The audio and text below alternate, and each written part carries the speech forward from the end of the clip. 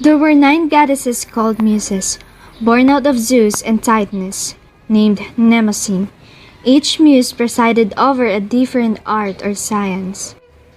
Calliope, one of these sisters, was the inspiration of poets and musicians.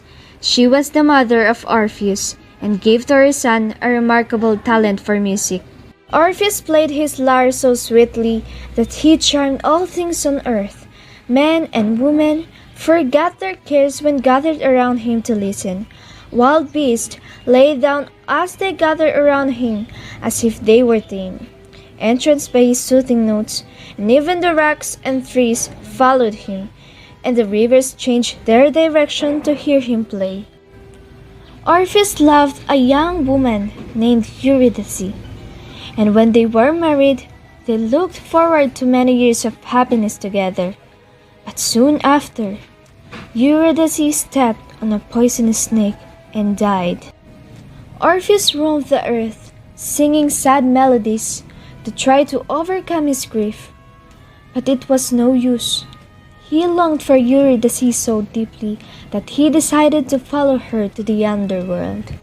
No mortal has ever been there before, but I must try to bring back my beloved Eurydice. Aha! I can charm Persephone and Hades with my music, and win Eurydice's release. He climbed into a cave and through a dark passage that led to the underworld. When he reached the river Styx, he plucked his lyre again, and Cerberus, the fierce 3-headed dog who guarded the gates, heard the sweet music and lay still to let him pass. Orpheus continued to play his lyre tenderly as he made his way through the gloomy underworld. The ghosts cried when they heard his sad music.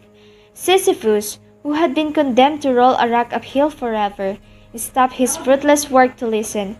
Tantalus, who had been sentenced to stand in a pool of receding water, stopped trying to quench his thirst, and even the wheel to which Ixion was tied as punishment stopped turning for one moment.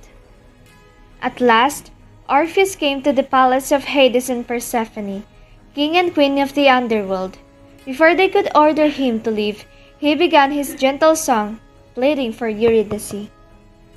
When stern Hades heard Orpheus' song, he began to weep.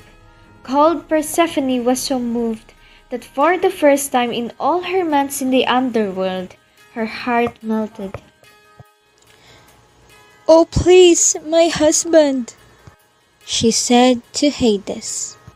"Let Eurydice be reunited with Orpheus." And Hades replied, "I, too, feel the sadness of Orpheus. I cannot refuse him." They summoned Eurydice, and the two lovers clasped each other and turned to leave. "Wait, Eurydice is yours, to take back to earth on one condition." What is that? Asked Orpheus. "She must follow you, and you must not look back at her until you are on earth again." I understand, and I am forever grateful. Orpheus and Eurydice left the underworld and made their way through the dark passage that led to the upper world. At last, they reached the cave through which Orpheus had descended. I can see a daylight ahead, Called Orpheus to Eurydice. But Eurydice had not heard him, and so she did not answer. Orpheus turned to make sure that she was still following him. He caught one last glimpse of her arms stretched out to him, and then she disappeared, swallowed by the darkness. Farewell. He heard her cry as she was carried back to the underworld. Orpheus tried to follow her, but this time the gods would not allow it, and so he wandered the earth alone. He sang his sad songs to the trees and longed for the time when he too would die and be reunited with his beloved Eurydice in the underworld.